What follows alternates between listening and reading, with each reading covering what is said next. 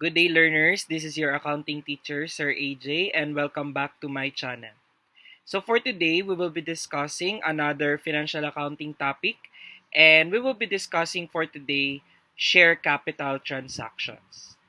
So if you're now ready to start our lesson, we will start with this video lecture.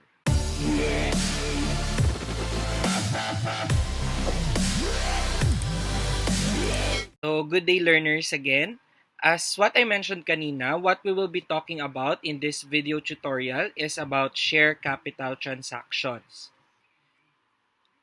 So first and foremost, before we go to the transactions that are happening on shareholders' equity accounts, we will first discuss some key concepts and definitions para klaro sa atin yung mga terms that we use in this shareholders' equity accounting. So first, authorized share capital. Authorized share capital is the maximum aggregate par value or stated value of shares that may be issued by the corporation as stated in its articles of incorporation.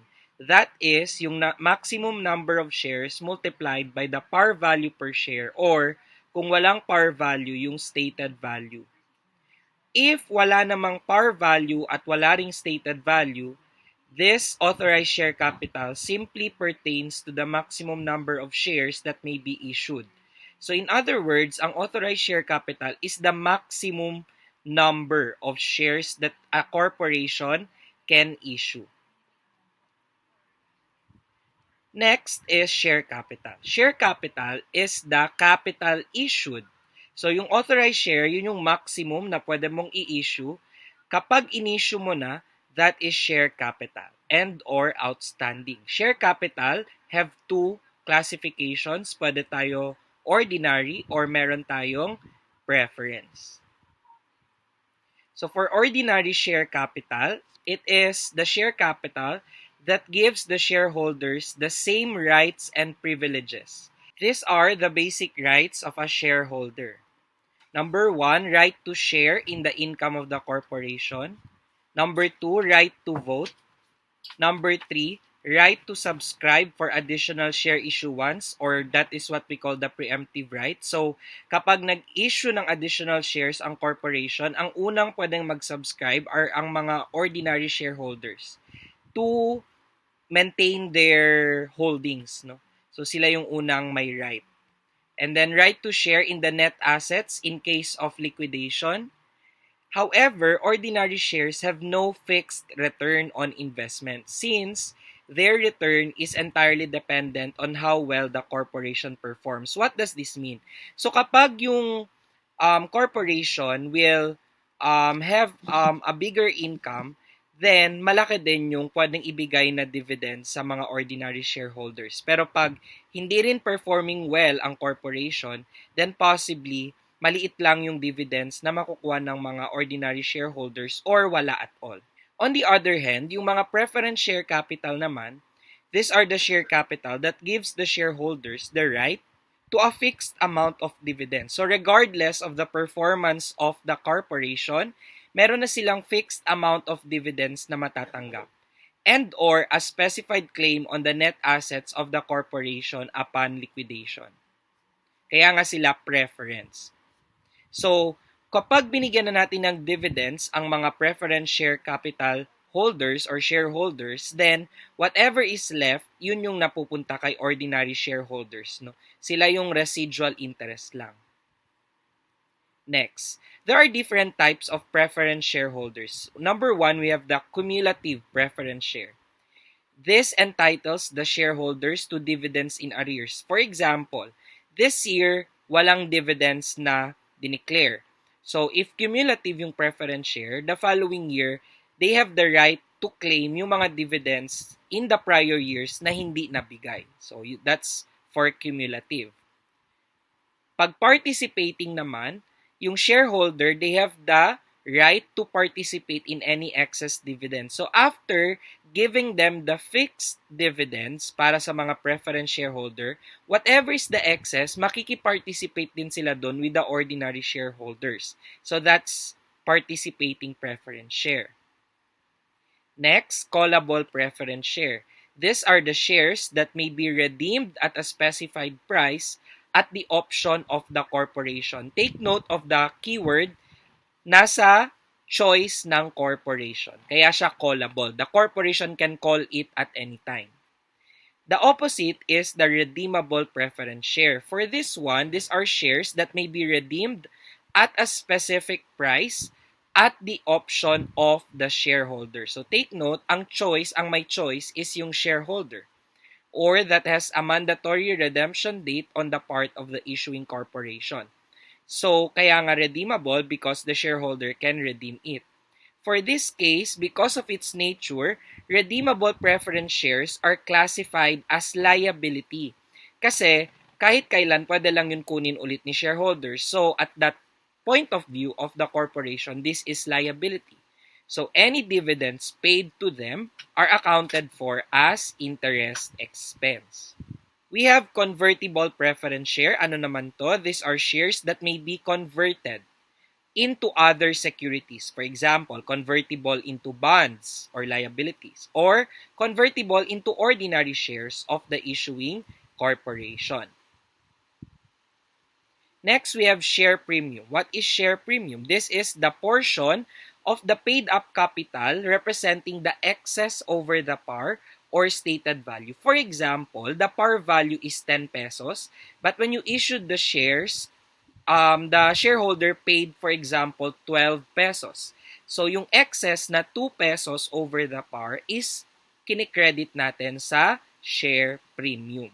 This can come from any excess over par or stated value, and some other transactions like resale of treasury shares at more than acquisition cost, distribution of stock dividends, issuance of share warrants, donated capital, and quasi-reorganization and recapitalization. So, lahat ng yan, ma-encounter natin as we go along in our discussion of share capital transactions. Subscribed share capital. These are the portion of the authorized share capital that has been subscribed but not yet paid in full. Take note, kapag nilalagay natin sa share capital, either ordinary or preference, that means fully paid na yung shareholder. But if they are not yet paid in full, nilalagay muna natin sa subscribed share capital. Subscribed share capital is considered unissued until they are fully paid. And subscribed share capital is presented net of any subscription receivable that are not currently due, which are due in more than 12 months. Par value. Par value is the specific value fixed in the articles of incorporation and imprinted on the stock certificates. Walang minimum amount for par value. For stated value naman, these are the value of a shares that may be fixed in the articles of incorporation or the board of directors, but it is not imprinted on the stock certificates. Stated value should not be lower than 5 pesos. How about yung mga no par, no stated value shares? These are shares that have no par value, wala ring stated value either on the stock certificate or in the articles of incorporation. Likewise, this type of share should not be issued at lower than 5 pesos per share. Legal capital, this is the sum of the par value of all issued and subscribed shares with par value. Kung walang par value, this is just the total value of all issued and subscribed shares kapag walang par value. Treasury shares, these are shares of the corporation that are issued but are reacquired by the corporation, but they are not retired or canceled. Take note, treasury shares are considered to be issued but not outstanding kasi nasa kamay siya ng corporation, kaya hindi siya outstanding. Finally, recapitalization is an event that changes the capital structure of the entity. Examples are stock split or a change in the par value of the share. So now let's go to a deeper understanding and discussion of issuance of shares. The pro-forma journal entry for the issuance of shares is debit the fair value of consideration, normally debit cash or debit non-cash asset pag non-cash asset yung binigay, or any other consideration, and then credit the share capital always at par kung walang par at stated value, and credit share premium for the excess over par or the stated value. What if no par, no stated value shares? Kung walang par at walang stated value, then the entire fair value of the consideration is credited to the share capital account. Therefore, walang share premium. Kasi wala kang basis kung magkano yung excess simply because wala naman siyang par at wala rin siyang stated value. What if issued non-cash assets? So the shares are measured using the following hierarchy. Fair value of the non-cash asset received. Pag wala yon, fair value of the shares issued. Pag wala pa rin, par value or stated value of the shares issued. What if ang inisyu niya ay services? Ang binigay in exchange for the shares ay services.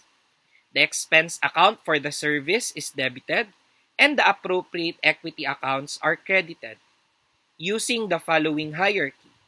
Fair value of the services rendered, fair value of the shares, and par value or stated value of the shares. What if nag-issue ka ng shares to extinguish liability?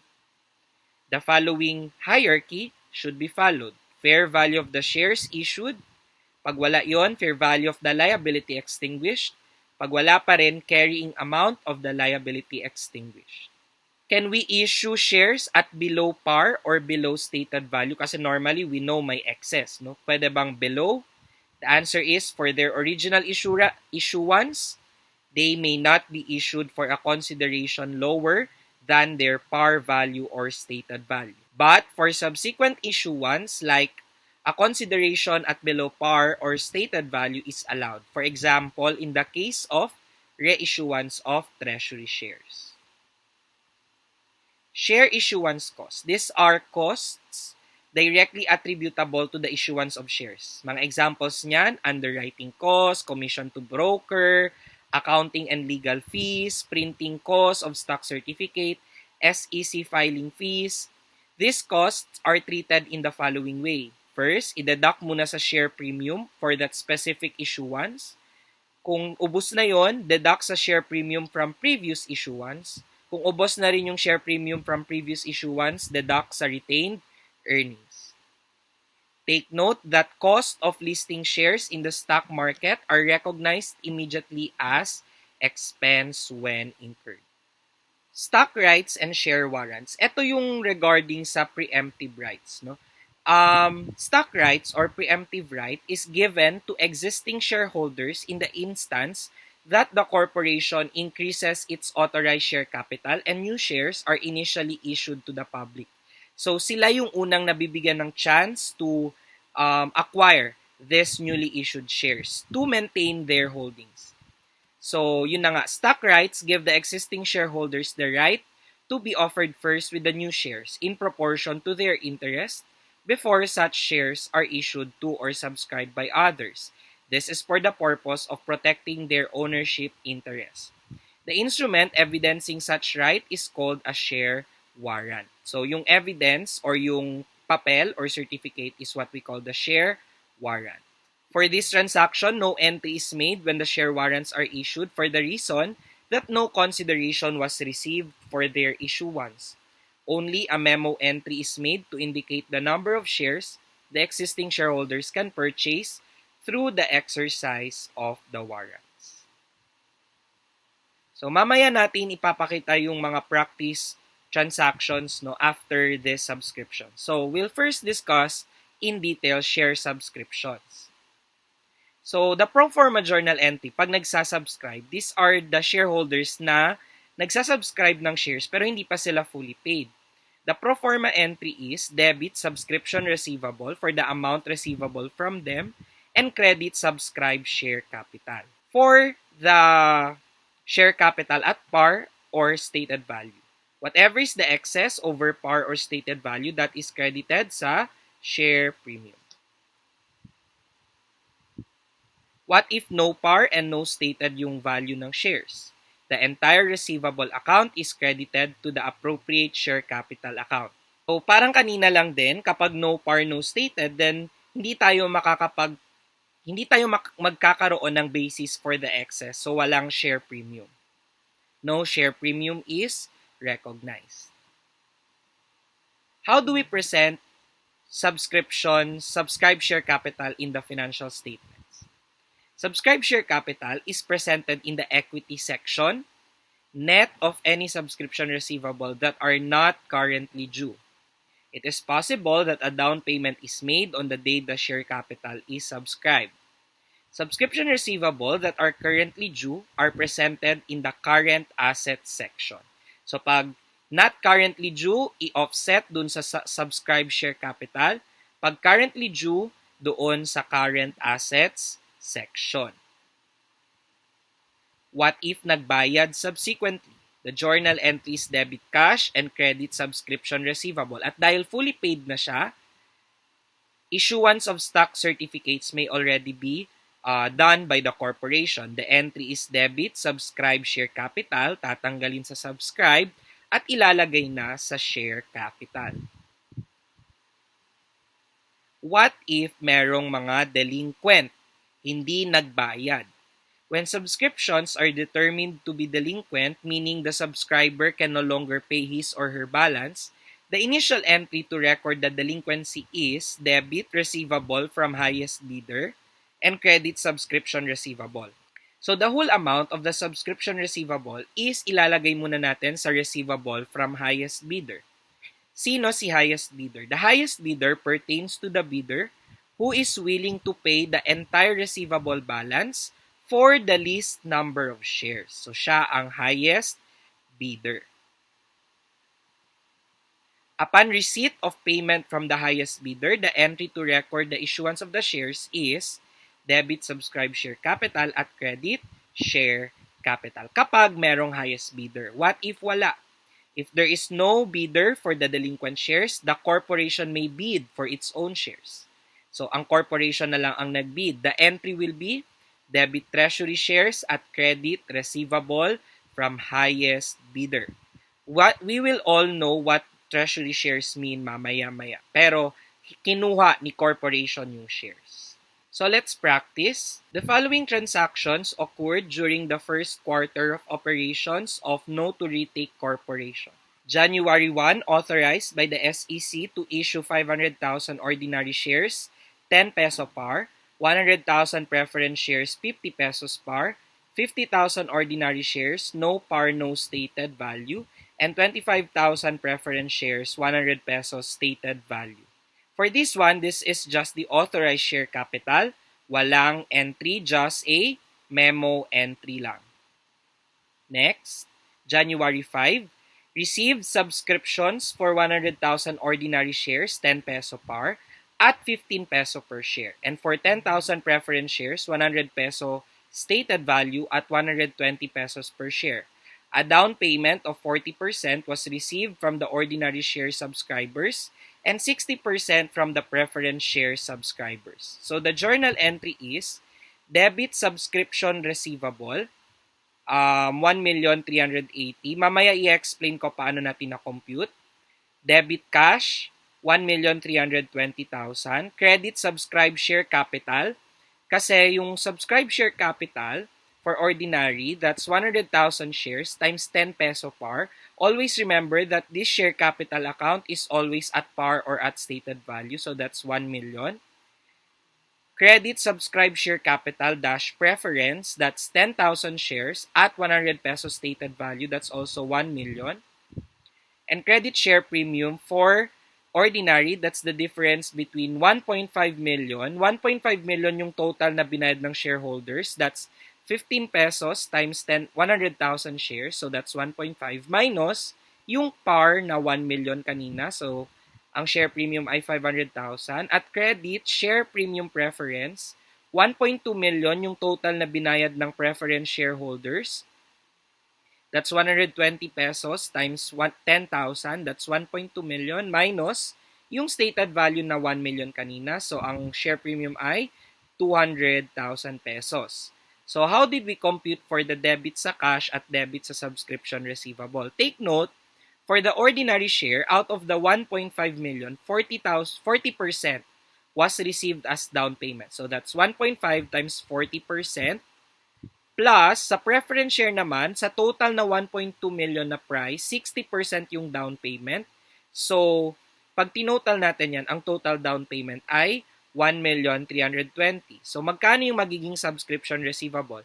The total price is 1.5 million plus 1.2 million sa preference minus yung down payment na 1,320,000. So, ang receivable pa natin ay 1,380,000. Let's go to the next transaction, January 6. Issued 5,000 ordinary shares, no par, no stated, in exchange for the services of the lawyer, and 1,000 preference shares, 50 pesos par, in exchange for supplies valued at 53,000. The fair value of the ordinary shares and preference shares on this date is 12 pesos and 55 pesos respectively. So para dun sa ordinary share, dahil no par, no stated, walang share premium. Okay, so the entry is debit, professional fee expense, that's the fair value of the service, 5,000 times 12 pesos fair value. Bakit ito yung ginamit natin? Kasi walang fair value yung service. So let's go to the second hierarchy, which is the fair value of the shares. Kaya 60,000. For the supplies, dahil may fair value yung supplies, 53, so debit supplies, 53,000. Credit, ordinary share capital, dahil no par, no stated, kung magkano man yung dinebit mo, yun din yung ika-credit sa ordinary share capital. For preference share capital, ang inisyu natin ay 1,000, 50 pesos par, so that's credit preference share capital at par, 50,000. So may excess tayo, 53 over 50, may excess tayo na 3,000, which is to be credited to share premium dash preference. Next, February 5, issued 12,000 ordinary shares, 10 pesos par for the following. Inventory valued at 150, equipment with no known fair value, and office supplies valued at 53. So dahil may mga value sila, gamitin natin. Yung equipment, dahil wala siyang fair value, siya na lang yung magiging residual. On this date, the shares were valued at 20 pesos. So pag minultiply mo ang 20 times 12,000, that's 240,000. So the entry will be debit inventory 150,000, debit office supplies 53,000, debit equipment. How did we compute that? So yung total value ng shares na inisyu ay 240. Minus natin yung ni-recognize na sa inventory at sa office supply. So residual lang yung mapupunta sa equipment amounting to 37,000. Credit ordinary share capital, always remember at par. So that's 10 pesos times 12,000 shares, that's 120. At whatever is the excess, a share premium. Credit share premium, that's 240,000 minus 120,000, that would be 120,000. February 10, received 30% of the balance from the ordinary share subscribers on January 5 subscriptions. Also received the balance due from preference share subscribers of 4,000 shares. Shares of stock were issued to fully paid subscribers. So, unahin natin yung mga ordinary shares. Hindi pa sila fully paid. They just paid 30% of the balance. So, di ba kanina, ang down payment ay 40%. So, ang balance pa natin ay 60%. So, that's 1.5 times 60%. Yun yung balance nila. Magkano yung binayaran nila? 30% lang nun. So, times 30%. So, ang binayad nila ay 270,000. So, debit cash, 270,000. At credit subscriptions receivable, 270,000. Dahil hindi pa sila fully paid, walang issuance of shares na magaganap.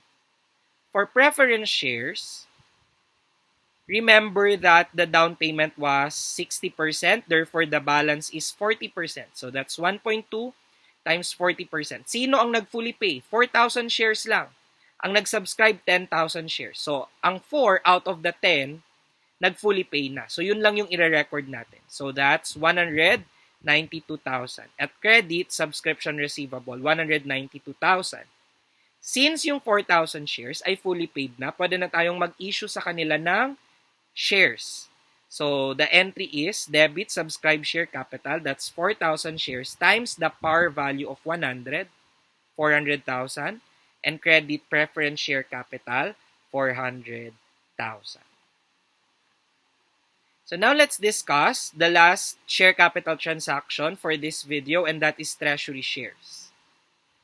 So the pro-forma journal entry, sabi ko sa inyo kanina, treasury shares nire-reacquire ng corporation. So the journal entry is, under the cost method, this is what we use, cost method, the entry to record treasury shares is debit treasury shares at cost, at credit cash, or the carrying amount of non-cash asset given. At the same time, we will appropriate retained earnings. So debit retained earnings unappropriated, at credit retained earnings appropriated. In the financial statements, how are these presented? Treasury shares are deducted kasi debit balance siya from the total equity balance. The number of shares held in the treasury and the restriction on the retained earnings pertaining to the treasury shares should be disclosed. What if nire-issue mo siya? So, nire-acquire natin pero nire-issue natin sa public.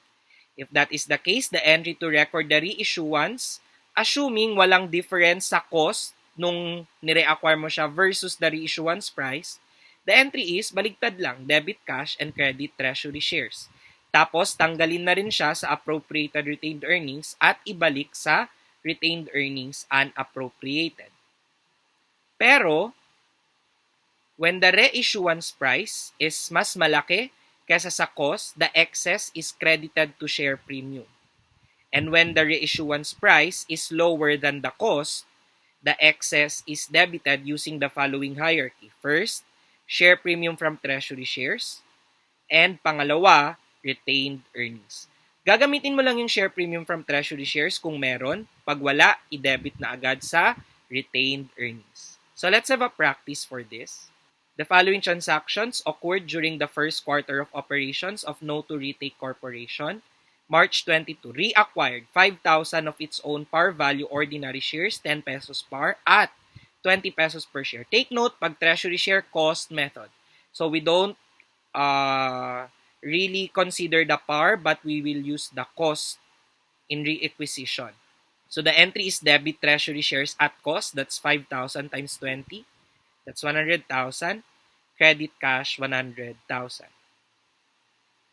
Subsequently, March 24, reissued 2,000 of the treasury shares at 25 pesos per share. So take note, in this case, the reissuance price, 25 pesos, is mas malaki kaysa sa cost na 20 pesos kanina. So ang credit ay sa share premium. The entry is debit cash, 2,000 times 25 pesos. Yun yung reissuance price, that's 50,000. Credit treasury shares at cost, 2,000 times 20, that's 40,000. At the excess is credited to share premium dash treasury shares. Next, March 26, reissued 2,500 of the treasury shares at 15 pesos per share. Take note in this case that the reissuance price, 15 pesos, is less than the cost of the treasury share, which is 20. So in this case, we debit it to first the share premium from treasury share kung meron, kung wala, sa retained earnings. So the entry is debit cash, 2,500 times 15 yung reissuance price, that's 37,500. Yung cost, di ba, 20 times 2,500, that's 50,000. So meaning, yung ide-debit mo, 12,500. Meron bang share premium from treasury shares? Yes, meron. 10,000. So, i-debit natin yon, which is coming from the previous entry. So, dahil kulang pa, 12,500 kasi yung kailangan mong i-debit, tapos 10,000 lang yung available na share premium, i-debit natin yung 2,500 sa retained earnings. And credit, treasury shares, 2,500 times 20, cost, that would be 50,000 pesos. Finally, on March 27, retired the remaining treasury shares. So, di ba 5,000 yung nire-acquire? Nung March 24, nag-reissue ng 2,000. Sa March 26, nag-reissue ng 2,500. Meaning, there still remains 500 shares. Ni-retire daw yun. So, in retirement, you cancel it. So, in cancellation, wala kang natanggap na cash, but you debit the ordinary share capital at par. 500,000 shares times 10 pesos. Any excess, ida-debit sa share premium. That's 10,000 minus 5,000 na dinebit. So, that's debit share premium 5,000. Bakit 10,000? Because yung treasury shares, yung cost niya kasi ay 500 shares times 20 yung cost. So, that's 10,000. So, again, pag retirement, i-debit sa share capital at par. Whatever is kulang, i-debit sa share premium. So, that would be all for share capital transactions. Now, it's your time to test your knowledge. If you know the answers to these questions, type in your answers sa comment section down below. Question number 1. When the shares with par value are sold, the proceeds shall be credited to the A. Share capital account, B. Share premium, C. Retained earnings, or D. Share capital account to the extent of the par of the shares issued with any excess being reflected in the share premium. And question number 2. On December 31, 2019, Candid Company's Board of Directors canceled 5,000 shares of 50 pesos par value held in treasury at an average cost of 120 pesos per share. Before recording the cancellation of the treasury shares, the entity had the following balances in its shareholders' equity. Share capital, 50,000 shares at 50 pesos, that's 2,500,000. Share premium, 1,250,000. Retained earnings, 1 million. Treasury shares at cost, 600,000. On December 31, 2019, what amount should be reported as share capital outstanding? A. 2,500,000. B. 1,900,000. C. 2,250,000. Or D. 2,125,000. So again, if you know the answers, comment your answers down below. So that would be all for today, guys. Thank you very much for listening and watching this video. If you have any questions, you may message me in any of my social media accounts. So again, thank you very much.